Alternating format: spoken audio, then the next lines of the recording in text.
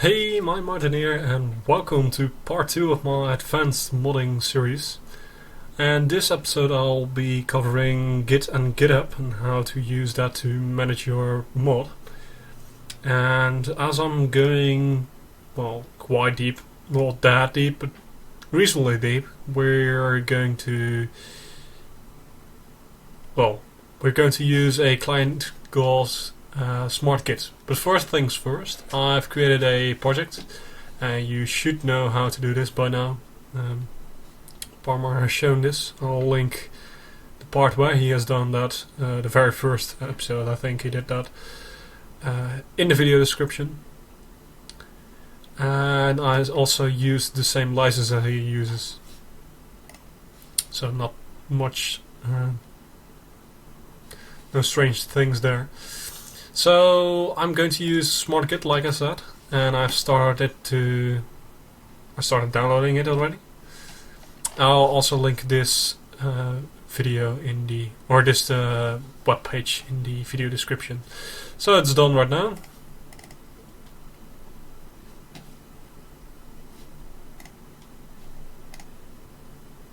Yeah, that's fine.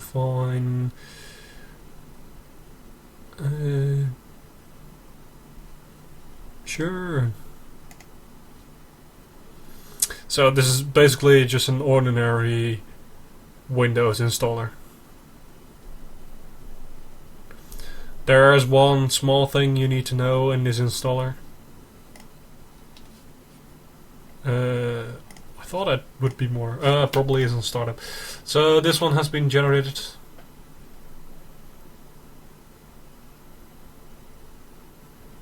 Oh, and I know why it isn't asking. Usually at the installer, it asks you if you own a company or you're using this for commercial targets, and you just have to checkmark the I'm using it non-commercially. We aren't using it commercially either, so that's true.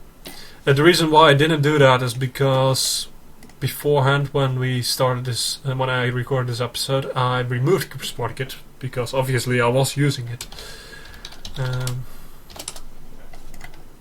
And when I uninstalled it, it still kept these here.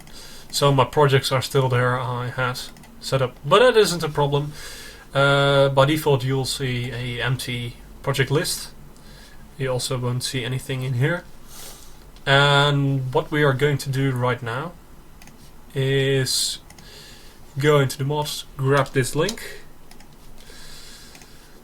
and go into this top left here and do clone. And it automatically pastes what you have in your clipboard. So that's that. Yes, just progress there. It asks where to put the repository, and I don't want to put it there. I've created I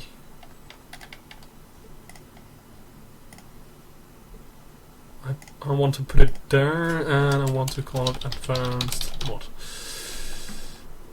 Finish, and now it clones it. So that's the same as Parmar did in his first episode. He copies down the code, and if we look in this folder I just created, it's right there. I also marked my windows to show hidden folders, so that's why you're seeing that one there. You might not see that, but that isn't a problem. With this out of the way, I think the best thing we can do is fill in this repository. This local repository with our source. So I'm going to create a little mod, a small mod. I'm not going to record this because you should know how to do this, and we'll be right back. So here I am in my Eclipse workspace. I just installed Minecraft using Forge and Forge Gradle, and it works fine. Now I'm going to add our advanced mod, and I could add it in here, but I'd like to separate things, so therefore I'm going to put it in a separate project. So I'm going to do a new Java project, and I'm going to show this using Eclipse because this hasn't been shown yet, so I'm doing that. Remove remove from build path. We're going to mark the Minecraft as a requirement to run this mod, and you should be done for the most part. There is a Git connection that has been found. I'm going to disable that, doing... where is that? That's here, and disconnect. So team and then disconnect. Going to remove this one, add a new folder, go to advanced, link to the alternate location. I'm going to look up our advanced modding tutorial location, and I've added a source folder, and I also put in this structure, and I'm going to find the Java folder first, create another folder, and find the resources folder.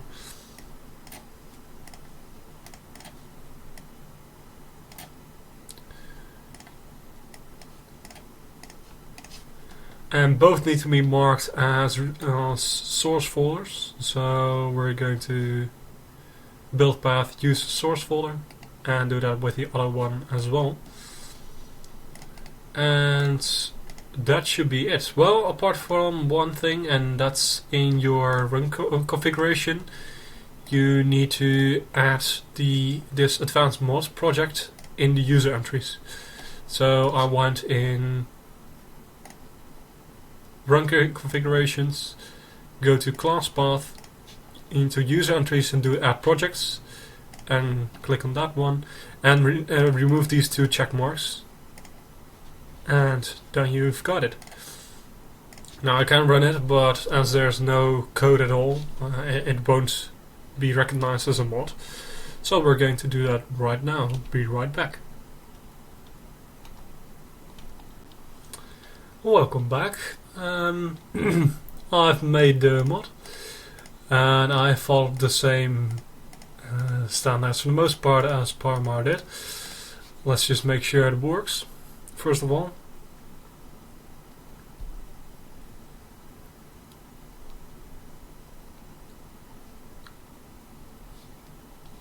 There you go, 4 mods loaded, and advanced mod is in there. So I also stripped most of the actual code, like key bindings and blocks and items, out of here until we need it. So I'll do those off camera when we need to have them. Like you can see, I also use a reference class. I like to use those to reference these. And also you might have noticed a code style change or difference. Parma likes to do this, I like to do that. Personal preferences, like always. And I also have something installed to automatically change the formatting. So if I do save, it automatically applies a formatter to this file. So Ctrl S, and it works. I can show this. It's in code style formatter, custom, and I've set this all up. Again, personal preference. I will put this formatting file into the repository, and I also mark this. So it automatically does it on save. It's in save actions and then perform format source code. Now how you can do that, I'm going to put in, let's see,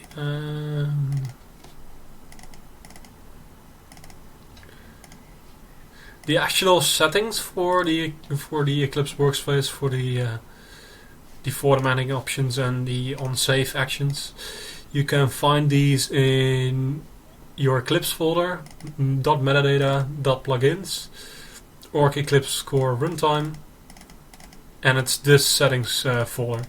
These contain all the settings related to formatting and more, but that should work out fine.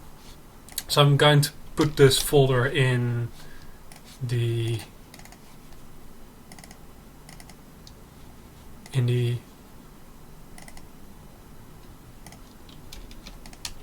this folder over here.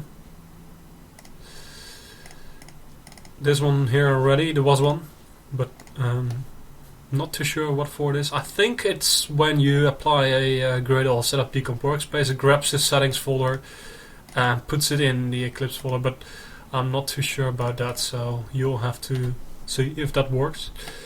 Another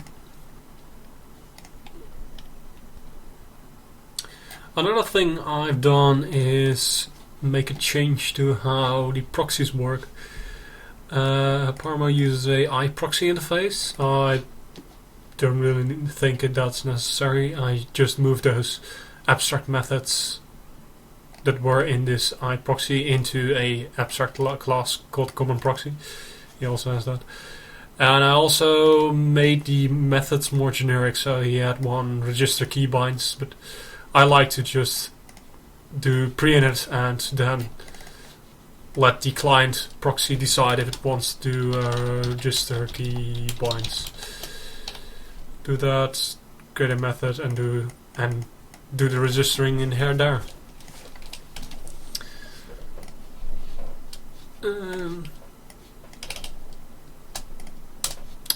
By the way, I forgot to actually tell you what the power is of that automatically formatting. Say you've got, if blah equals true,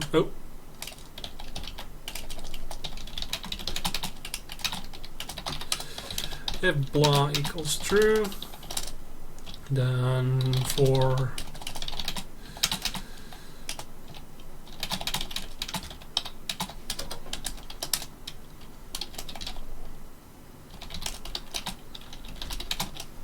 so, you say you've got this code somewhere and you think, oh wait, I need to add one statement between there.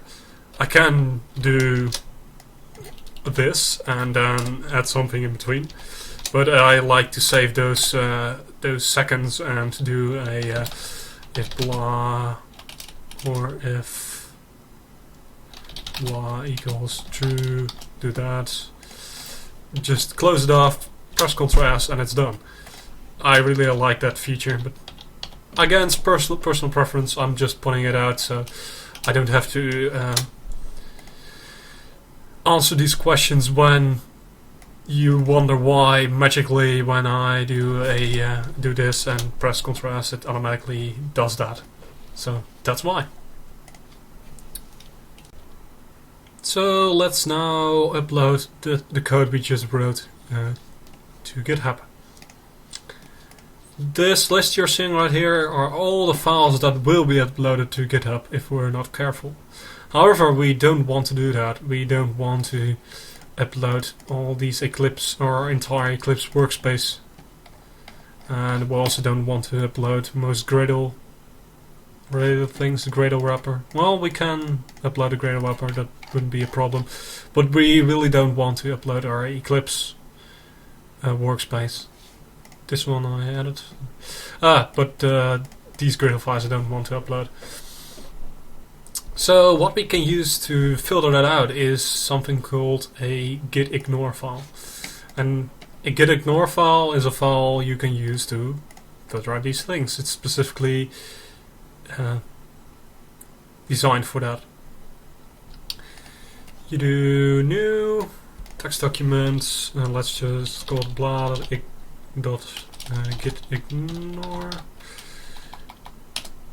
Do that. I'm doing blah.gitignore because Windows. And if I do that, press Shift and right click, then we get the option to open command window here and do a rename blah.gitignore.gitignore. There we go. If we go into here, that file should be changed to there we go. I have to do that because Windows is going to yell when I try to create a file with only a dot at the beginning. So now that's out of the way, we can open it up, and any files you add, or any you can do various things. You can do wildcards, you can do folders, you can do many things. So for now, just do /eclipse, and we save this and close it out. If you look at this, the SmartGit has noticed we added a Gitignore, and it also filtered out a lot of these folders. So if we revert this, you can see this happen. There we go. That's the entire Eclipse folder. And if we add it again,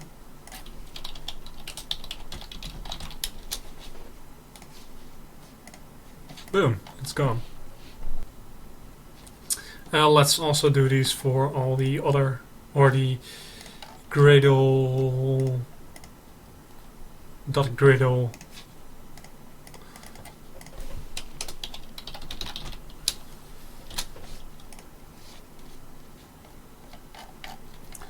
and that's that.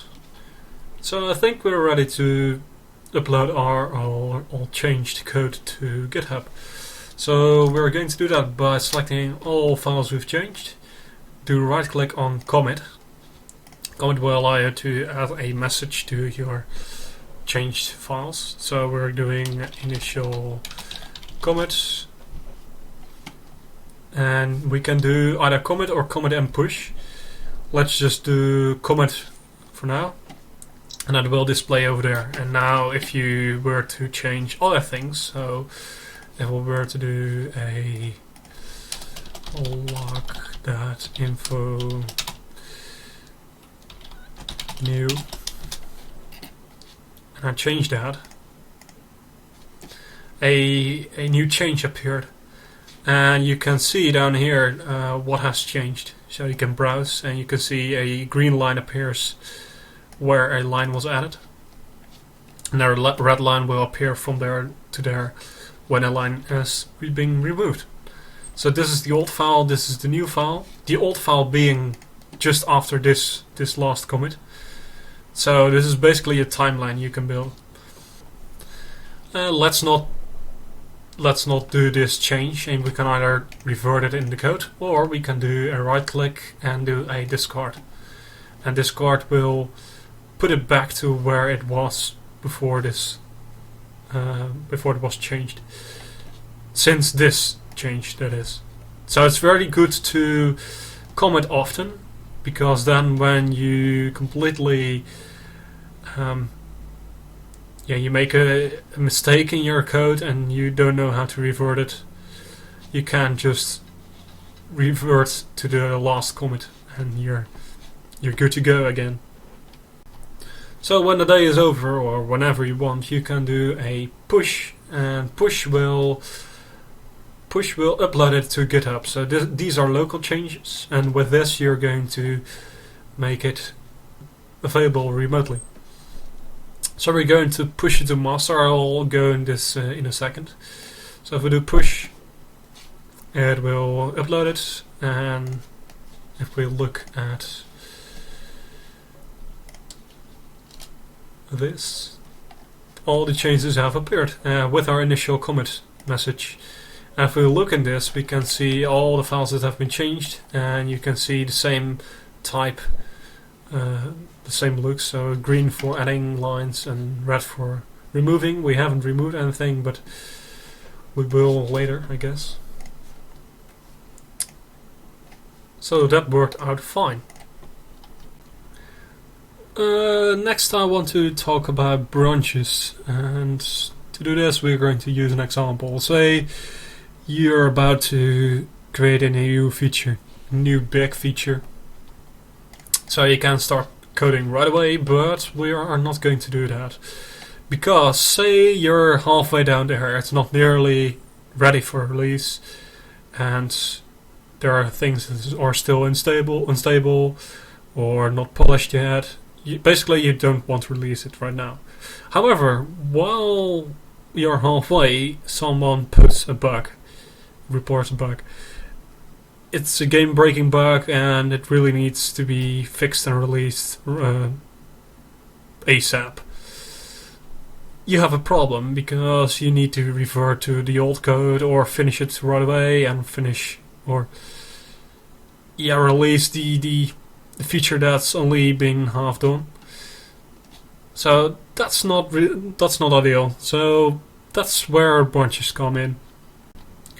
So branches are basically timelines you can use, different timelines you can use to manage your code. So we've taken a look at master already. So master is your master branch, your main branch. It's your main timeline. You're going to use that to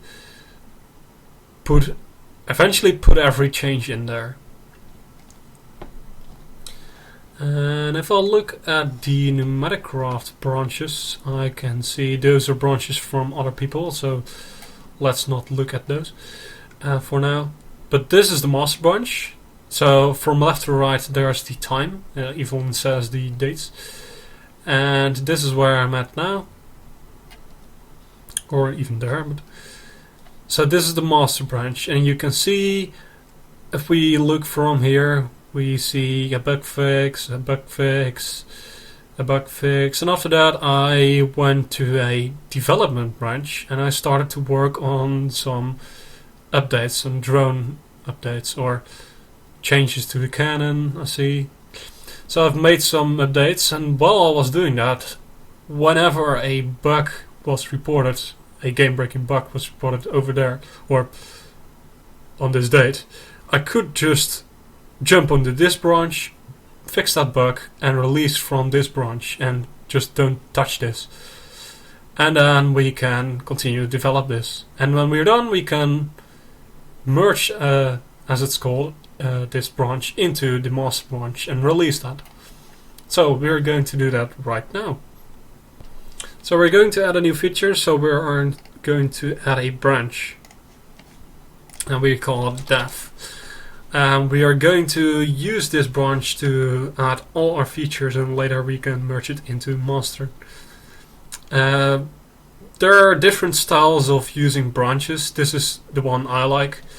There are other styles that are more focused towards doing Git projects with multiple people, and then it's useful to have everyone to have a separate branch or have a separate branch per feature. But as I'm alone, I'm just going to use one dev branch and one master branch. So we do dev and then add branch and checkout, which means that checkout means we are going to take the last commit of development and go into there. So can we see that in the log? Not really. But I was talking about jumping from one branch to another, and by jumping I really mean jumping. You can just double click, check out, and boom, you're on master. Check out, boom, you're on dev. So that's really quick and easy, and that's, I think, the power of a nice client. As a demonstration, I've just added a new feature. So this is basically just an empty mod blocks class you're familiar with, and let's call that our new feature. So if we're going to SmartKit, I was in the dev branch when I did that. I can still move it around, however I'm not going to do that. So these are the two changed files, one added file, one changed file, and there you go. So we can do it again, commit, and we do added mod blocks class. We can do commit. We can't do commit and push because currently this dev branch only exists on the on the local side, even if we refresh the page, we can only see a master branch. So we still need to create that branch on the remote repository, and we can do that by doing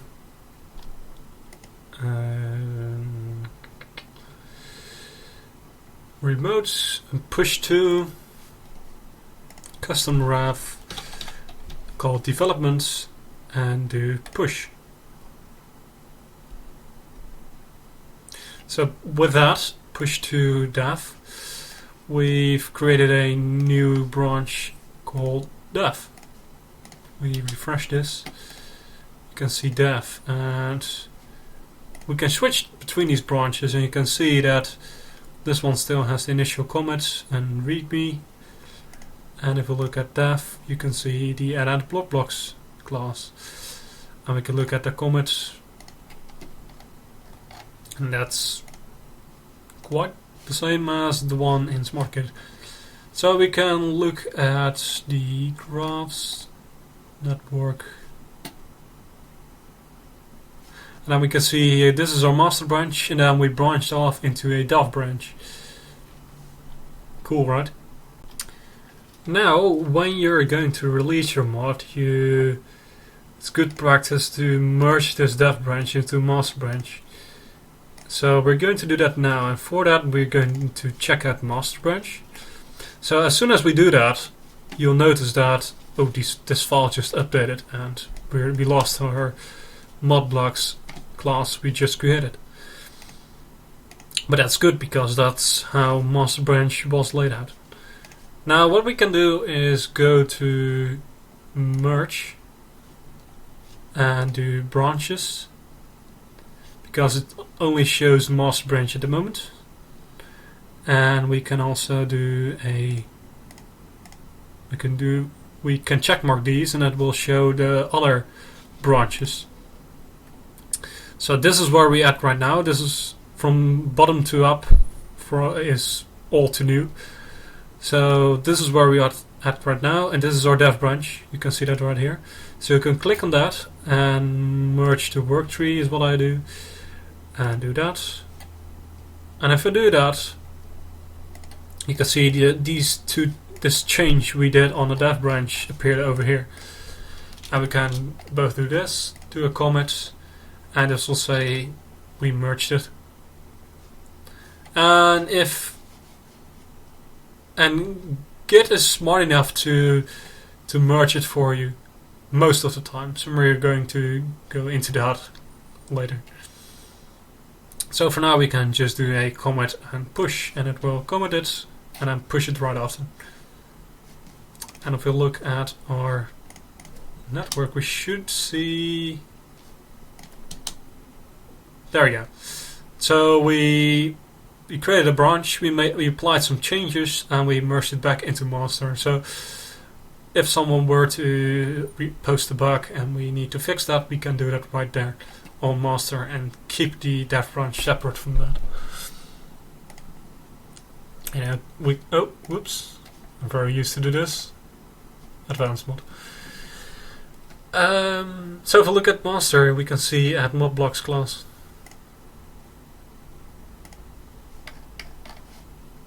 Really cool. Next up, I want to discuss issues. So issues are a great way to manage your to-do list. I'm using it for that. Issues are not only for issues like bugs, but also I also use them for to be implemented features and feature requests, and people can publicly request features on here. So what I'm going to do is add a new issue and say I'm going to report a bug on myself. So anyone could do this, but I'm going to do it. I don't know if mod blocks is gold. Fix, please. It's a bug, and others can't. People from outside can't assign a label. Only people that have access to the repository can. So there you go, this is our first issue. And you can look at the issues and you see a whole list of all issues. So we can see Numericraft issues, we can see a lot of issues, and I've labeled them all as preferred to be added, so features and also bugs and when they are fixed. So the nice thing about issues, you can close them within your comment. It's really easy to close them. You can do close issue and it will close it. So closing means check marking it like it's done. But you can also do it in your comment, and we are going to do it with another example. And I think it would be nice to add another feature and show it using that. So here I am. I've created a new block as the new feature. So I also created a mod blocks. No, the mod blocks is new. But I created a basic mod class. We are going to expand on that. This is equivalent to the block Let's Mod Reboot class. It's more stripped off, but that'll come.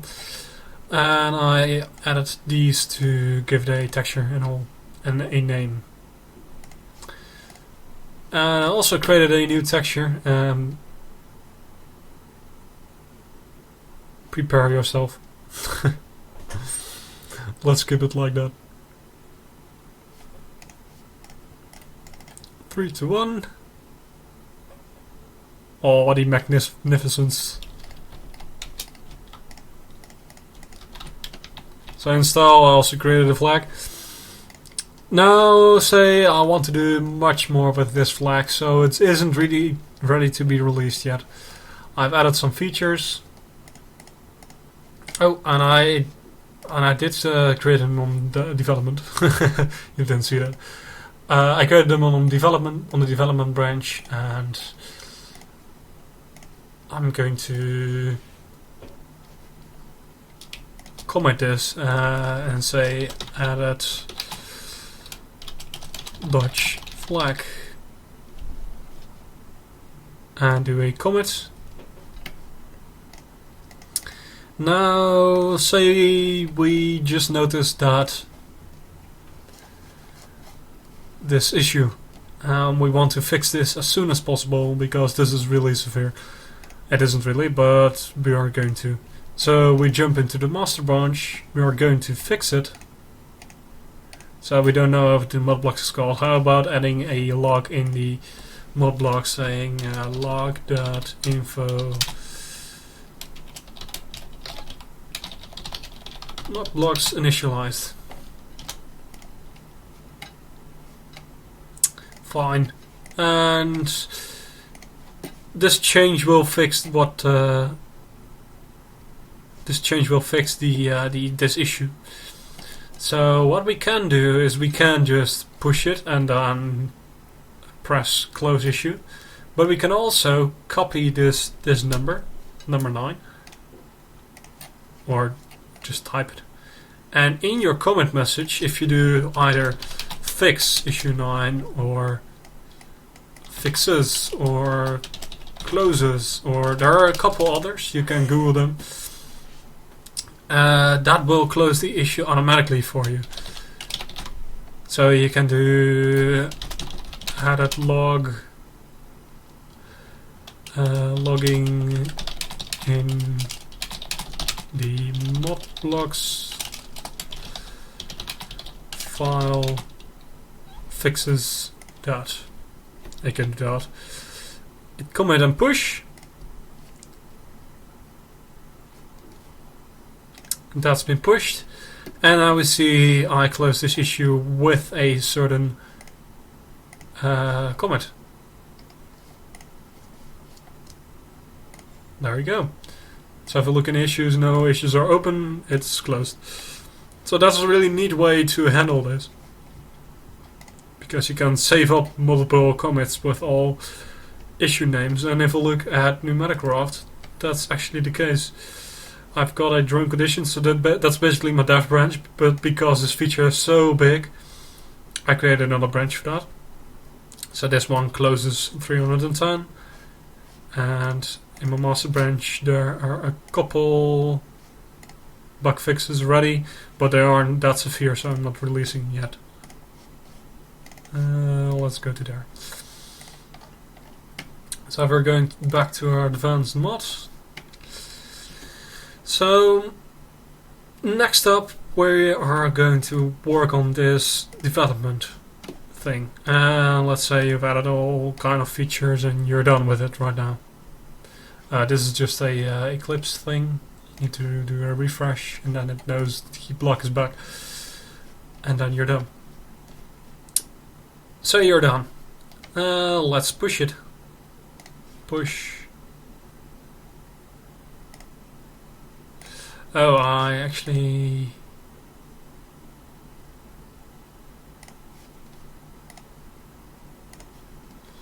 going to do this. I'll fix that in a second and show you how. So we've pushed to the dev branch. If we look at the advanced mod, if we look at... I think this is the best way to look at it. Oh. Create a new branch. I didn't expect that to happen. But okay. If we have added a Dutch flag now, and also added a bug fix and I released with that. Now we want to merge this into there because we are going to release that Dutch flag. So to do that we are going to go into master and merge and grab that Dutch flag comment. And we're going to merge the work tree.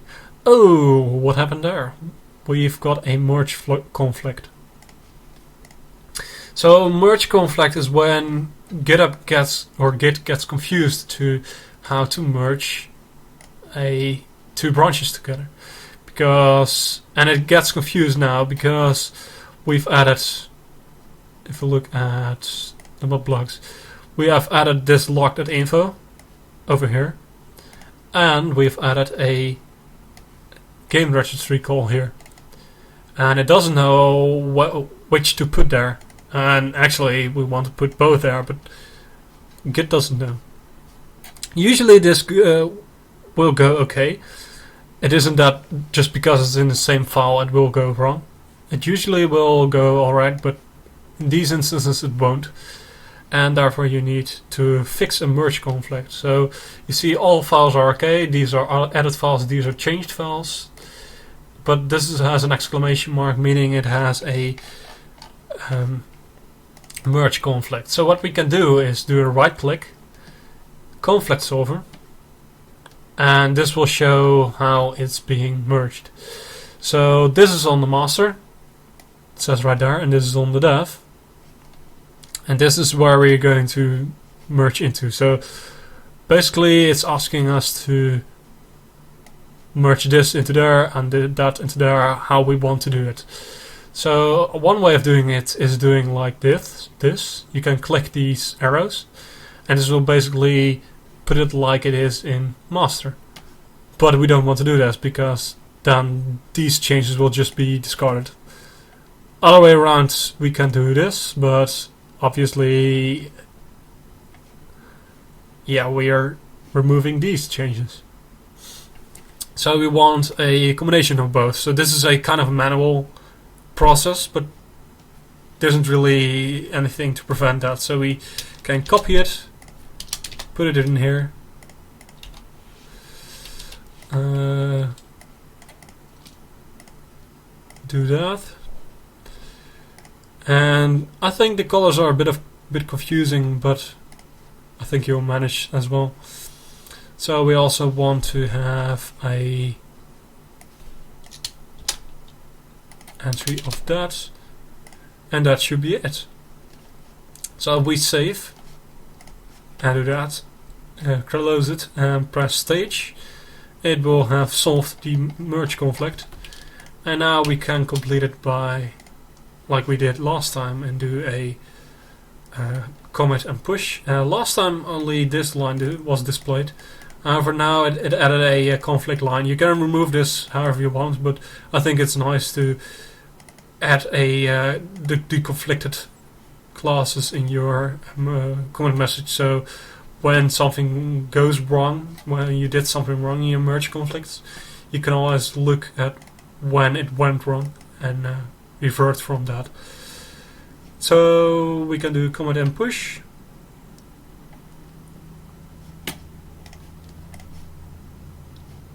And if we go to master, it didn't really display it nicely then.